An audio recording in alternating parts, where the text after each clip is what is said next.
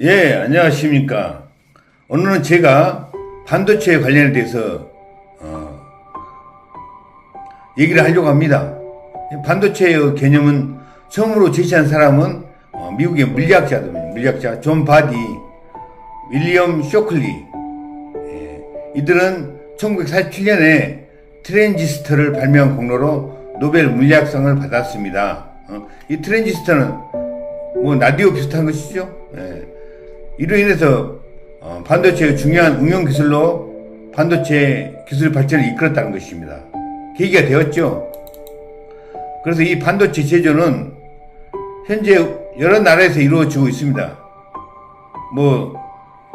특히 대만의 TSMC 회사가 있습니다. 반도체 시장의 50%를 점령하고 있죠. 또한 삼성전자와 또 SK하이닉스, 한국 기업이죠. 파운드리, 제조하는 공장이죠. 반도체를 설계하면은 그 설계대로 그 칩을 제조하는 나라입니다.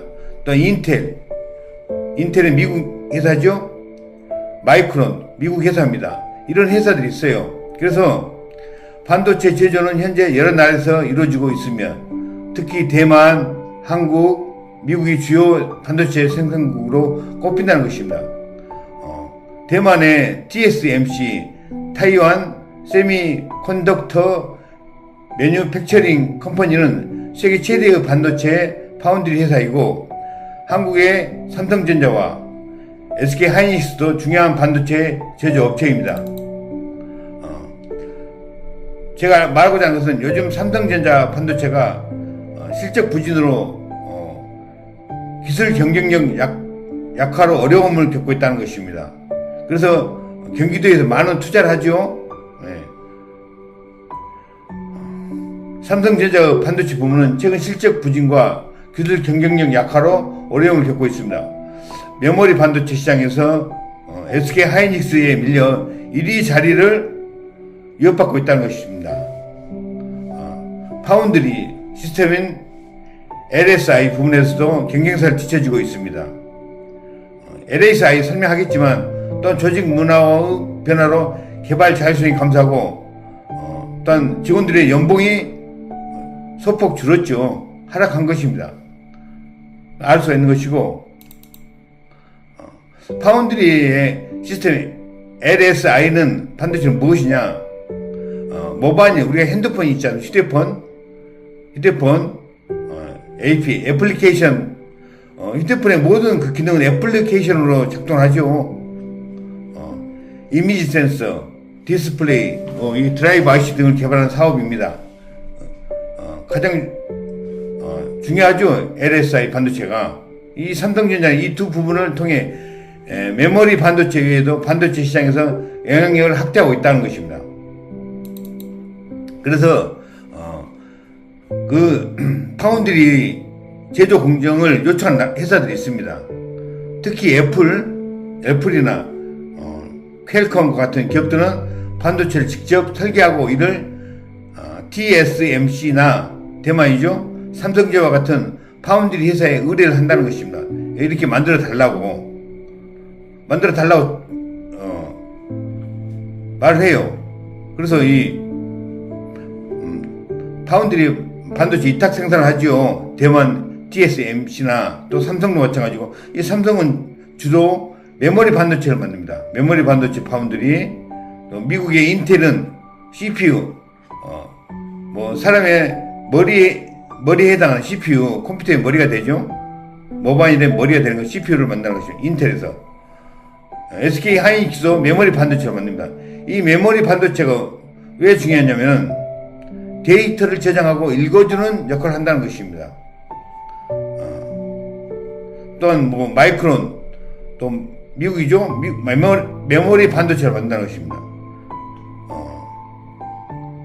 랜덤 액센스 메모리, 컴퓨터나 스마트폰에 들어가요. 메모리가 D 랜덤이 있고 S 랜덤이 있습니다. D 랜덤은 데이터를 계속 고쳐야 하고 저장량이 크다는 것입니다. 가격이 좀 저렴하죠. 모바일에 주로 쓰입니다. 또한 S 랜덤은 속도는 빠르지만 용량이 작고 가격이 높다는 것입니다. 이것은 지금 파운드리 회사들이 이렇게 만들어내죠.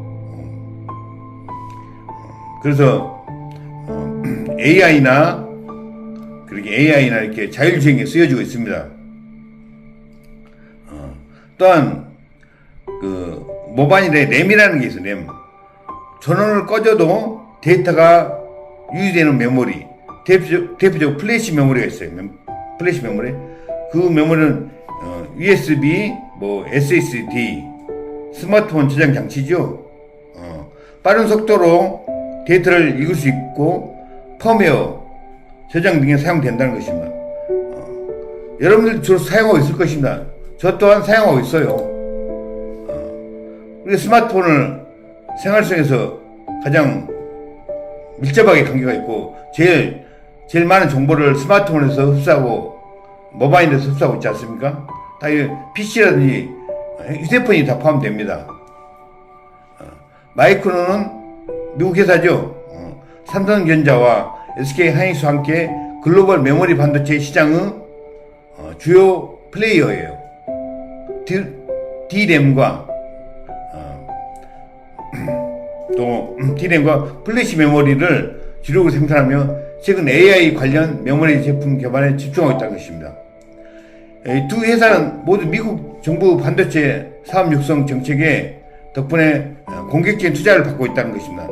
트럼프 대통령이 밀어주지 않습니까? 트럼프 대통령이 반도체 회사를 다 미국에다가 이렇게 심어 넣으려고 하고 있습니다. 왜요? 돈이 되니까. 그래서 우리가 잘 아는 마이크론은 삼성전자, SK하이닉스와 함께 글로벌 메모리 반도체 시장의 주요 플레이어예요. 그걸 알 수 있는 것이고, 또한 엔비디아라는 가 있습니다. 모바일의 그래픽 처리 장치이죠. CPU 관련된 기술을 개발하는 엔비디아가 있습니다. 이 회사는 미국의 회사입니다. 1993년에 설립됐고 그래픽 카드 제조로 알려져 있지만 현재는 AI, 자율주행 데이터 센터 등 다양한 분야로 확장되었다는 것입니다. 우리가 게임을 하지 않습니까? 게임은 한때 유명했죠. 지포스 시리즈 CPU 게이머와 전문가들 사이에서 널리 사용됐다는 것이죠. 우리가 그걸 알 수 있는 것이고, 또한 AMD와 엔비디아는 둘 다 미국 기업입니다.